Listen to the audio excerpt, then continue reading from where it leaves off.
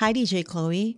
I just want to share what I've been through and sana ma-share ni DJ Chloe para makita ko man lang ang mga reactions ng netizens. I am Yuli, OFW from Abu Dhabi. Umuwi ako for vacation after 2 years due to the COVID pandemic. Pagkatok ko ng gate sa bahay, yung anak ko lang ang nagbukas at sumalubong sa akin. Nung nakapasok na kami sa bahay, bumaba na ang aking misis galing sa kwarto sa taas at wala ni ha o ni ho. Walang hugs, ni walang kisses. Sinabi niya lang sa akin na nasa taas daw ang kaibigan niya, natutulog, babae ang kaibigan niya. Nagtaka na ako, DJ Chloe, bakit siya nagpapatulog ng ibang tao sa bedroom naming mag-asawa? After an hour, nag-decide ang misis ko na ihahatid na niya raw ang girl sa trabaho nito at nakabalik siya sa bahay after 4 hours. Dahil sa nasaksihan ko, kung ano-ano na ang tumakbo sa isip ko. In fact, every day ng 30-day vacation ko ay lagi kaming nagbabangayan ng misis ko. Matapang na siya ngayon na parang gusto na niyang mawala ako pero ako lang at hindi pwedeng mawala yung monthly remittance na pinapadala ko. Chloe, nagagastos na niya ng walang accountability ang pang-tuition ng anak namin. Lagi silang nakain ng anli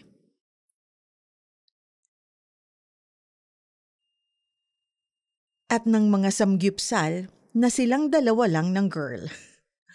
Chloe, sa 30 days na vacation ko, napakadalang ng physical intimacy namin. Minsan halos wala.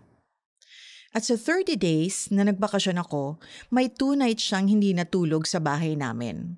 Ang sabi niya, doon daw siya matutulog sa employee quarters nung babae pero hindi ako naniniwala kasi wala siyang mga pinapadalang pics na natutulog sila doon at lagi niyang sinasabi na walang signal sa pwesto na yon.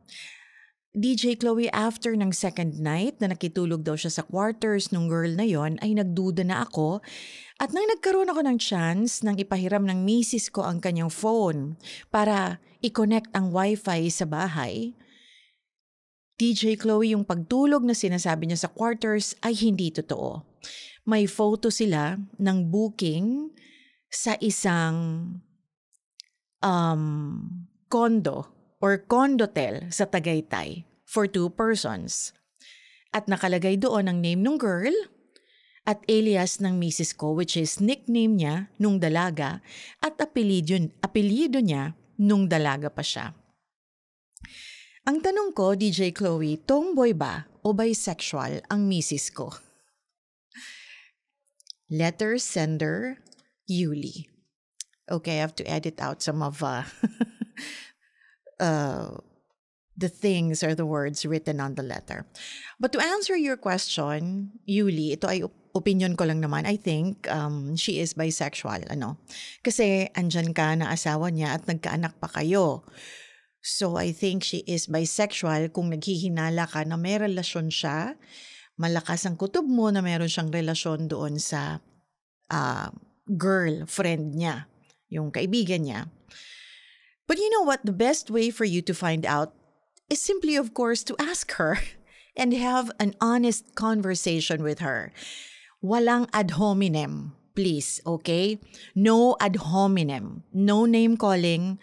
Talk peacefully like 2 mature adults that you both are. Kasi alam mo walang mangyayari if puro ka duda, puro ka hinala. If you think you're right, then confront her about it and be ready for what you will find out or what will happen after nyong mag-usap. Ngayon, nasa sayo na yan. If totoo nga ang hinala mo, napatunayan mong totoo, will you still stay married to her? Or, just let her be. Kasi may anak kayo. So mag-usap kayong mabuti para sa ikakabuti ninyong lahat. It's not easy coming out. She must have been in pain, having hidden that. It's an additional aspect of her character. If she won't tell you, then she is not ready to, and it is not for you to out her. Okay? So, God bless you both. I hope you find the courage to resolve your problems.